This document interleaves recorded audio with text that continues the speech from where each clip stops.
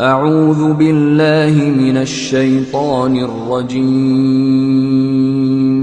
بسم الله الرحمن الرحيم. Clearly, Dr. Zakir, it's going to be difficult for us to discuss all of the common errors made by Muslims during the month of Ramadan in this one interview. But over the next 30 days, we will, inshallah, try to cover those issues. But could you just state or list the most grievous mistakes made by Muslims in the month of Ramadan?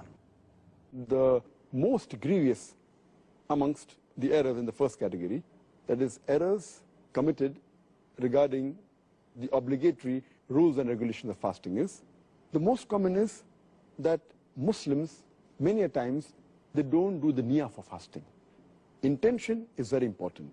Without niyyah, without intention, the fasting is not accepted. So making intention is obligatory. And we'll be discussing this, inshallah, in detail, inshallah, tomorrow. The second error is that many a times Muslims, even after the Fajr Azan has started, yet they continue eating. And they think that the end of Suhur time is only at the end of the Fajr Azan. In fact, the moment the Fajr Azan starts, the moment the beginning of dawn starts, the Suhur time ends. So this is an error which normally nullifies or invalidates the fast. The third error in the first category is that many people, they delay paying their Zakatul Fitr. And many times they pay after the Eid al-Fitr Salah. If we pay the Zakatul Fitr after Eid al-Fitr, then it is like normal charity. It does not come under the Zakatul Fitr. So these three are the most grievous in the first category. The common errors committed in the second category, that is errors that are contradicting the sunnah of the fasting, is number one, many people, they skip their suhoor. Some people, they have an early suhoor. That is, they have the suhoor 1 or 2 hours before the Fajr time. In fact, suhoor is a blessing. Every Muslim should have it.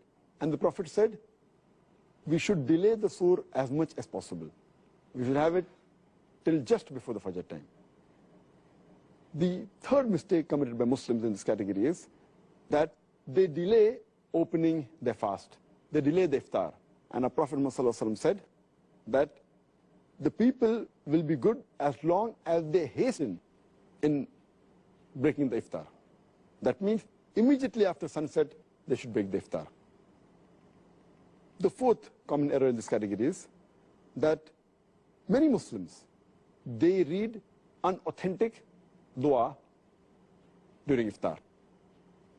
The most authentic dua, as far as iftar is concerned, is Zahab al-Zama, wa abtallati uruku, wa sabat al-arj, inshallah.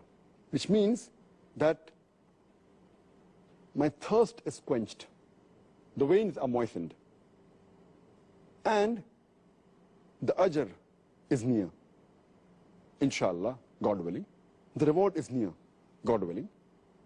And some people, when they read this dua for breaking the fast, they say it before breaking the fast.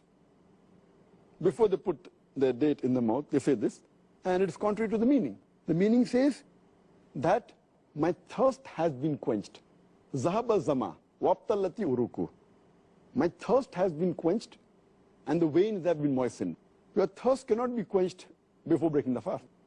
So normally it should be said after you eat the khujur, after you have water and you're satisfied, maybe after some minutes, after you break the fast, then you can read this dua. Zahaba zama, wa abtallati uruku, wa sabat al-ajr, inshallah. Which means, my thirst has been quenched. The veins have been moistened. The reward is near, inshallah, God willing. The sixth common error made by Muslims in this category is that many Muslims, they eat excessively during iftar. And many of them even eat throughout the night. The seventh common error is that many of them, they are negligent as far as Tarawih is concerned. Because Tarawih is not a fard, they think it is no problem if a Muslim misses Tarawih. Though Tarawih is not a fard, it's a very important sunnah. And a Muslim who misses Tarawih is missing a great deal of reward. And many Muslims who perform Tarawih, they read Tarawih very fast, 10 miles per hour. They try and finish it in a short time, and they defeat the purpose. In fact, you should read with a moderate pace so that people understand and they grasp the message of Allah subhanahu wa ta'ala. The ninth common error is that those who go for itikaf in the mosque, many of them, they socialize during itikaf, as though it's a time to meet people and friends, which is totally contrary to the sunnah. The 10th common error is that many of the Muslims think that the Laylatul Qadr is on the 27th night of Ramadan. And they only worship Allah subhanahu wa ta'ala on this night.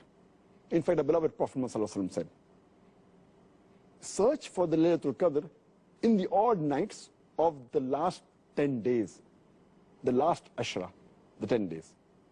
Therefore, Laylatul Qadr can fall either on the 21st night, or 23rd, or 25th, or 27th, or 29th.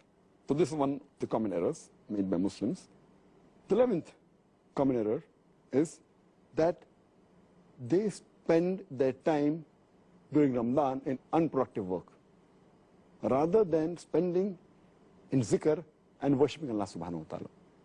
They should spend the time rather for offering, besides the compulsory salah, the nawafil, the voluntary salah, the sunnah salah. The 12th error made by the Muslims is that they should do dua. The 13th is they should ask for forgiveness. This is month of forgiveness. 14th is they should read the Quran as much as possible to get the blessing of Allah subhanahu wa ta'ala. The 15th is that they fast and they keep themselves hungry, but basically they're not mentally prepared for that fast. And it is as though they're staying hungry. But the main purpose of fasting, to acquire taqwa, is not obtained. This was in brief regarding the second category.